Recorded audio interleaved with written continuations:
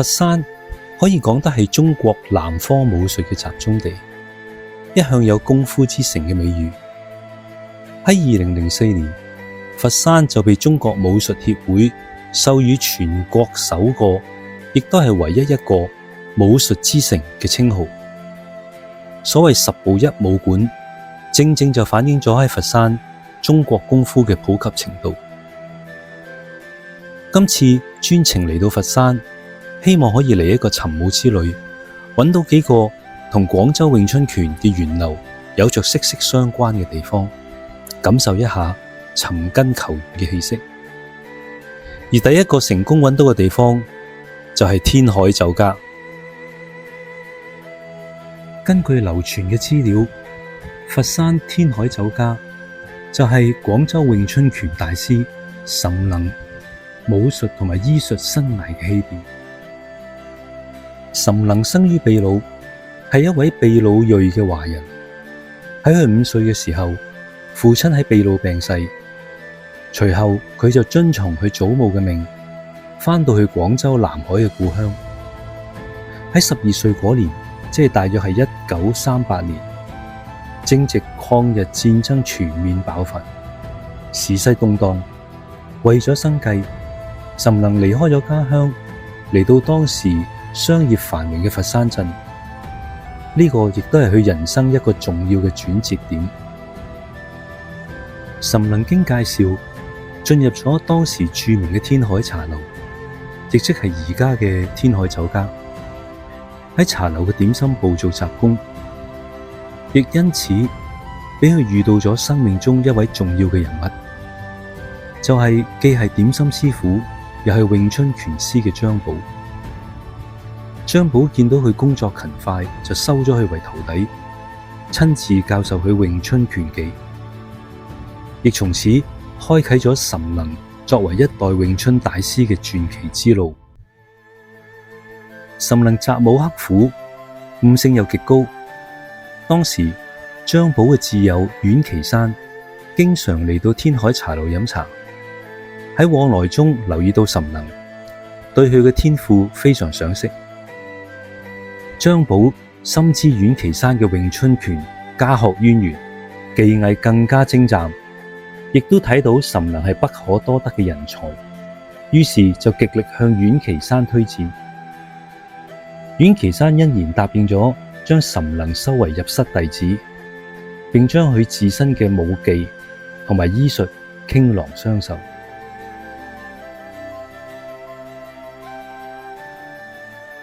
跟住我揾到嚟岑氏宗祠，亦即係岑氏家族嘅祠堂。呢一座祠堂係建於清代，係一座100年嘅古蹟。佢亦都已經被列為咗佛山歷史建築。我遇到一位打理祠堂嘅先生，跟佢傾咗幾句。佢話岑能早年嘅住家呢，就喺前邊大約3條街道嘅距離啫。由於呢度係祠堂嘅地方，為表尊重，我並冇拍攝內部嘅細節。參觀完之後，我就離開啦。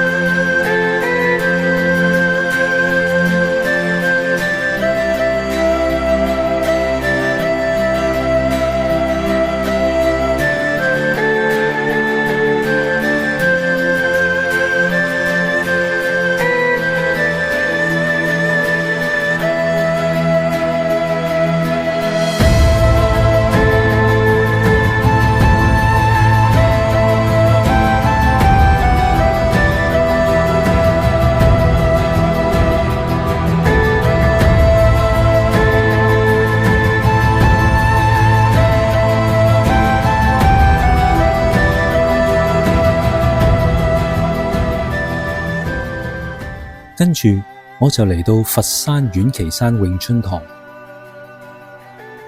丸岐山係中國近代詠春拳嘅奠基人之一。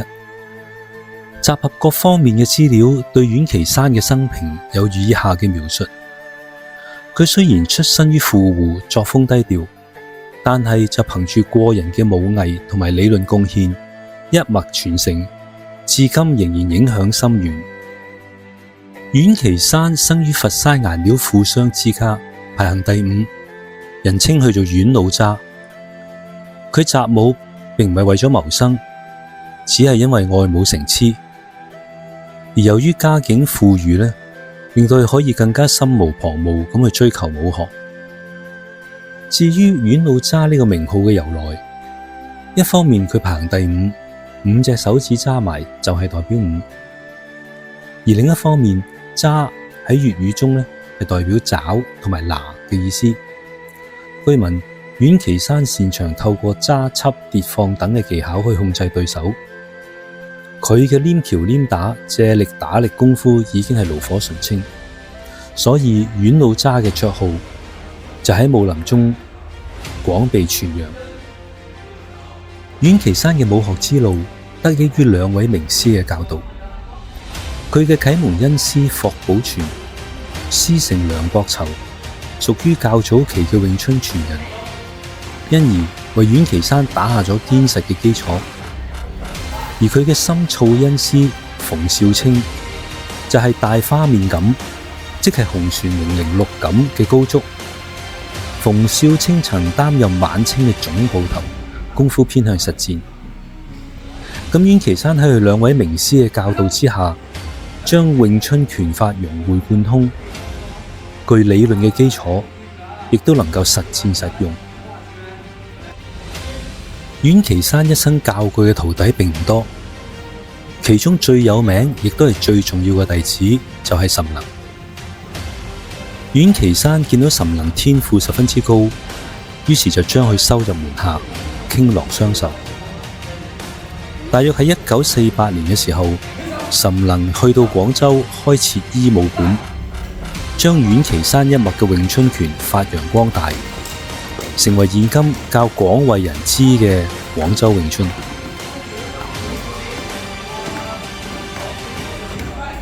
特別要注意嘅係，岑氏宗祠同埋佛山丸岐山詠春堂都唔係商業營運嘅旅遊景點。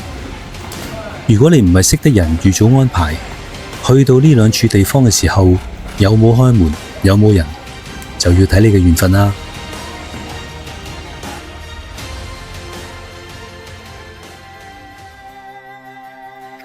最後，我嚟到佛山精武會。精武會係一個源於上海，如今已經遍佈全球嘅百年武術組織。精武會嘅成立係源於1910年，喺孫中山領導嘅同盟會嘅支持之下，武術大師霍元甲就喺上海創辦咗中國精武體操會，用意唔單止係傳授武術，更加希望培養具有強健體魄同埋軍事技能嘅革命青年，以致可以重塑國魂、強國強種，擺脫東亞病夫嘅標籤。精武會所倡導嘅尚武精神，其中一個用意就係摒棄舊武術界嘅門派之見，而推行天下武林是一家嘅團結精神。